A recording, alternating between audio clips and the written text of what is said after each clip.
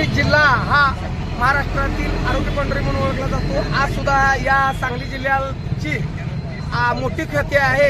हातरुणाला खेड्याला मोठ्या आजाराने आजारग्रस्त झालेला पेशंट सुद्धा आज त्या सांगली सिव्हिल हॉस्पिटलला उपचार घेण्यासाठी आला असता त्याला उचलून आणलेला असता या सिव्हिलमध्ये येऊन तो अत्यंत चांगल्यापणाने चांगुलकीने चालत गेलेला आहे। आणि ह्या सिव्हिलच्या आरोग्य पंढरी अशी झालेल्या ख्यातीचा ही डॉक्टर लोक गैरफायदा घेऊन या सिव्हिल हॉस्पिटलमध्ये आता मोठा सावळा गोंधळ चालू झालेला आहे। दलित महासंघाने वेळोवेळी या सिव्हिल हॉस्पिटलचा चाललेला प्रशासनाचा भ्रष्टाचार आणि सावळा गोंधळ मीडियाच्या समोर आणि जनतेच्या समोर अनेक वेळा आणलेला आहे। अनेक वेळा दलित महासंघाने तक्रारी केलेल्या आहेत। अनेक वेळा ऊंट मोर्चा असेल किंवा भीक मोगा असेल किंवा सिव्हिलला टायर टोक असेल चप्पल मोर्चा असेल अशा विविध प्रकारे दलित महासंघाने वेळोवेळी त्या सिव्हिल प्रशासनाला मोर्चे काढलेले आहेत, गुडघ्यावर टेकायला लावलेला आहे। पण ही सिव्हिल प्रशासन ज्या त्या वेळेला फक्त लिखी आश्वासनं देऊन कागदावरच आपली घोडे नाचवत आहेत। म्हणून आज आम्ही यांचा जाहीर निषेध करण्यासाठी चक्क गाढवं घेऊन या ठिकाणी आलोय। आजच्या प्रामुख्याने आमच्या मागण्या असतील की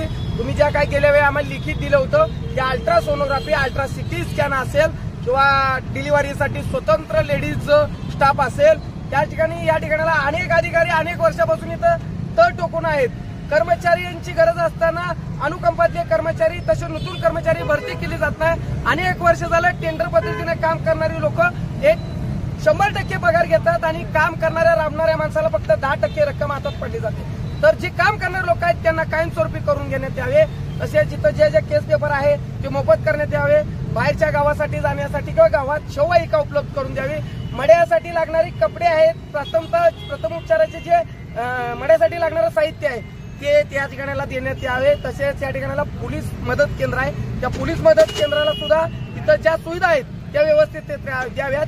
येत्या काळात जे आमची नणंदकर यांच्याबद्दल आरोग्य मंत्रालयात तक्रार आहे आरोग्य खात्याकडे त्या तक्रारीमुळे त्यांचं जे 30 तारखेला होणार हे आहे सेवानिवृत्त ते त्यांचं पेन्शिल त्यांचा फंड त्याच्या बाकीच्या सेवा आहेत त्या थांबवाव्या। आमच्या तक्रारीत त्यांच्यावर कारवाई होण्याची शक्यता आहे।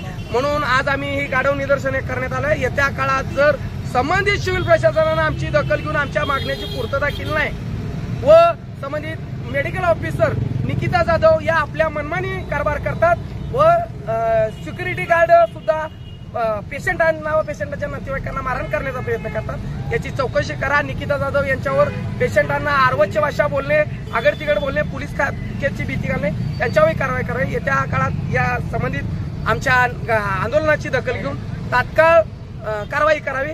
अन्यथा सिव्हिल प्रशासनाला टाळे टोकून अधिकाऱ्यांचे कपडे फाडल्याशिवाय आम्ही राहणार नाही। करायचं काय संघर्ष अरे भ्रष्टाचारी सिव्हिल प्रशासनाचं